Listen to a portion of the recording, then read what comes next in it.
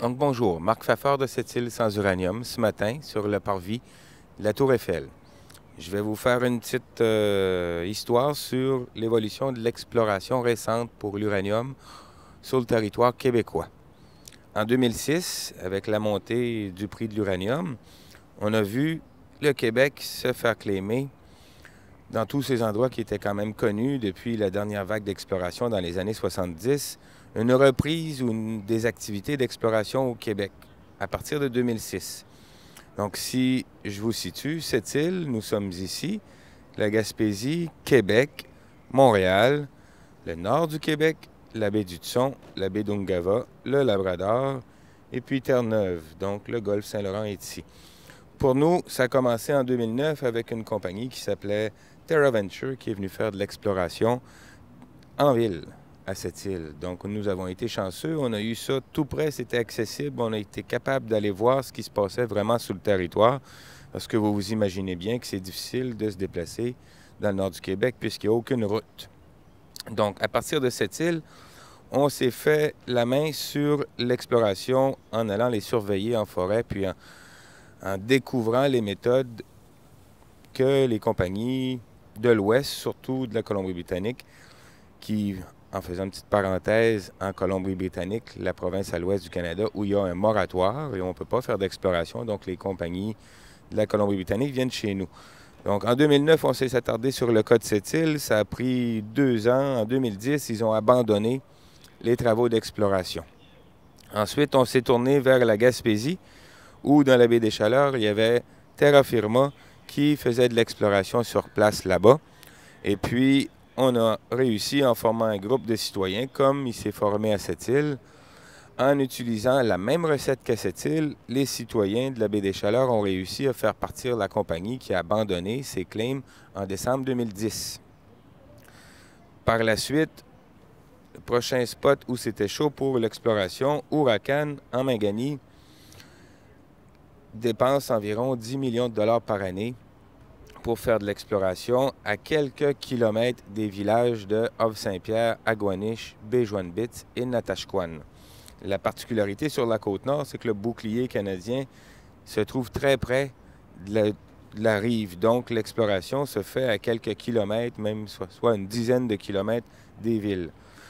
Huracan a abandonné ses travaux cette année, en 2012, au mois de mars. Donc, une autre victoire, la 3e victoire contre l'industrie minière uranifère au Québec. Et maintenant, on tourne notre attention vers Ressources Strateco, qui envisage, avec des compagnies comme Areva et Cameco, qui sont tous installés dans ce coin-ci. Comme on peut voir, les points violets sont les points où on retrouve de l'exploration uranifère active. Donc, ce territoire-ci étant un territoire Cri et Inuit, vous pouvez voir qu'il y a plusieurs points chauds pour l'exploration, mais celui qui est le plus avancé, où on a dépensé jusqu'à maintenant environ 100 millions de dollars sur un projet d'exploration qui est celui de Matouche. C'est particulier, les monts Atiche et les montagnes Matouche, puisque c'est le centre hydrique du Québec. Nous, on appelle ça le cœur de l'eau du Québec. À partir de cet endroit, l'eau coule dans les 4 directions. Donc, pour nous, c'est très important de faire un stop ici, puis d'arrêter ça pour de bon, finalement. Bonjour messieurs, je vais vous demander de couper tout et de quitter les lieux. Sur cette carte, on voit les petits points jaunes qui sont les claims, donc les propriétés minières, le claim, qui sont des petits pixels d'environ 1 km². On peut voir, il y en a un peu partout. Au Québec, on retrouve le fer dans la fosse du Labrador. On a l'or dans l'ouest du Québec. Puis, tout ce qui est en violet, ce sont les points où l'exploration pour l'uranium est active. Donc, je vais vous expliquer ce qui se passe dans le secteur Atiche. Pour ceux qui connaissent la Saskatchewan, puisque le Canada est un des premiers producteurs d'uranium au monde, en Saskatchewan, on a le bassin d'Arthabasca. Donc ici, on veut produire la même chose, donc le bassin des monts Atiche. Installer une première mine avec la compagnie Strateco, le projet Matouche, où on installerait un moulin et puis ensuite les autres gisements seraient exploités et on transporterait par route le minerai vers le moulin de Strateco sur le projet Matouche. Donc présentement, on est en études environnementales. Les deux parties québécoises, canadiennes sont terminées.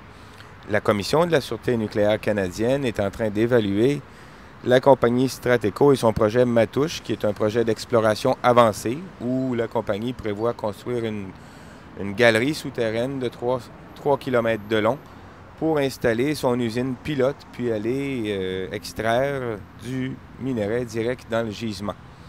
Donc nous, après avoir stoppé l'exploration en Gaspésie, à Sept-Îles et en Mingani, notre prochain projet, c'est de bloquer avec les Cris et tous les Autochtones du nord du Québec le projet Matouche. Le problème, c'est qu'au Québec, la population n'a aucun mot à dire. Les citoyens n'ont pas de droit de veto. L'acceptabilité sociale, qui est un des principes du développement durable, s'applique seulement à partir de la phase d'exploitation. Comme on est à la phase d'exploration encore, mais d'exploration majeure, où on va avoir une production pilote, donc le premier uranium québécois, si ce projet-là allait de l'avant, serait extrait du sol. Bien entendu, les citoyens du Québec, on peut voir la liste ici, déjà il y a au-delà de 325 municipalités, MRC, municipalités régionales de comté, qui disent non à l'exploration et à l'exploitation des mines d'uranium au Québec.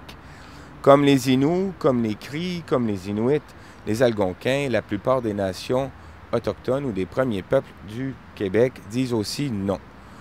Donc, ce que nous, on fait à Paris aujourd'hui, c'est qu'on vient dire au gouvernement français, non merci, nous ne voulons pas d'uranium exploité dans le sol québécois. Nous allons laisser le serpent dormir.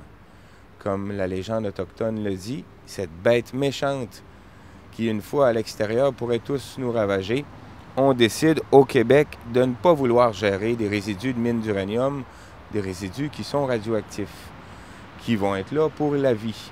Donc, les mines d'uranium ne sont pas un avenue économiquement viable, même durable, pour le Québec. Donc, on est venu dire au gouvernement de la France, Monsieur Hollande, au Québec, des mines d'uranium, on n'en veut pas. Donc, Areva, s'il vous plaît, allez investir vos sous ailleurs parce que chez nous, ça ne nous intéresse pas.